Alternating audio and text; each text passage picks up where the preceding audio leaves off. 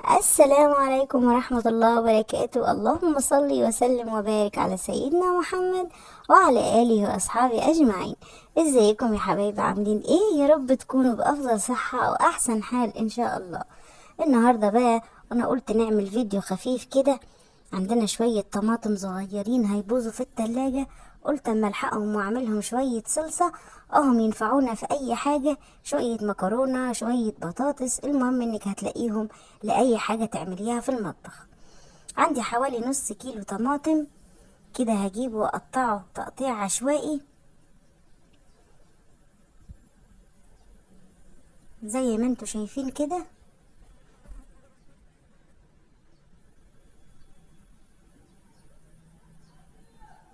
هضيفهم في الخلاط وهحط عليهم ربع فنجان او ربع كوباية مية او فنجان مية صغير عشان بس يحرك الخلاط معايا.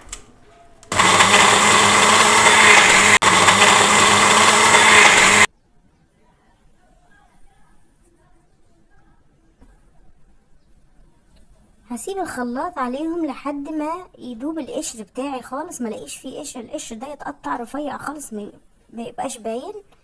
هجيب فنجان من الزيت، هقدحه كويس قوي على النار واخليه لما يسخن.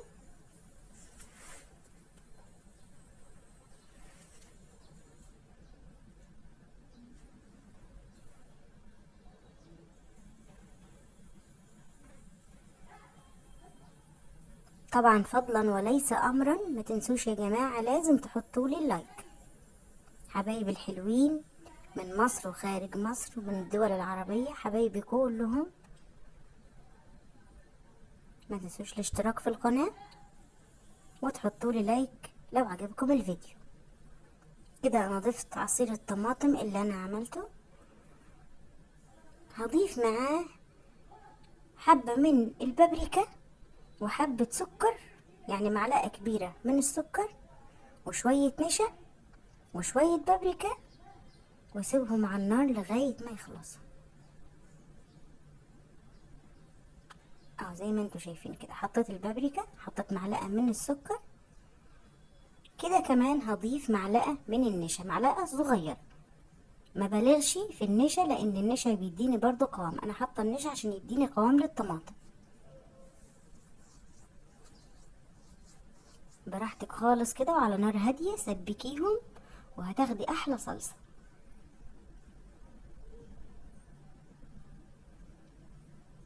كده انا بقلب باستمرار عشان ادوب النشا والبابريكا، ما تبقاش في حاجة مكلكعة في الطماطم.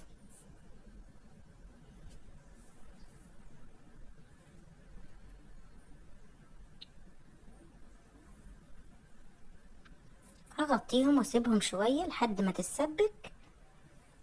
شايفين اللون بقى عامل ازاي والجمال؟ شايفين القوام بقى كمان عامل ازاي؟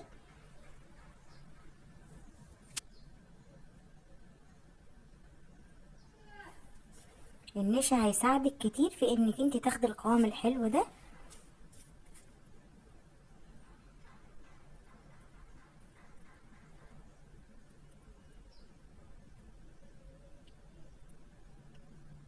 طبعا يا حبايبي بفكركم باللايك الجميل بتاعكم والكومنتات بتاعتكم الحلوة، ربنا ما يحرمنيش منكم ابدا. بجيب برطمان بس يكون ازاز نظيف طبعا، ما يكونش جواه اي ميه، معقمه طبعا بغلياه بميه سخنه قبل ما احط فيه الصلصه. وكده انا هجيب الصلصه بتاعتي واحطها في البرطمان بعد ما تكون بردت معايا شويه.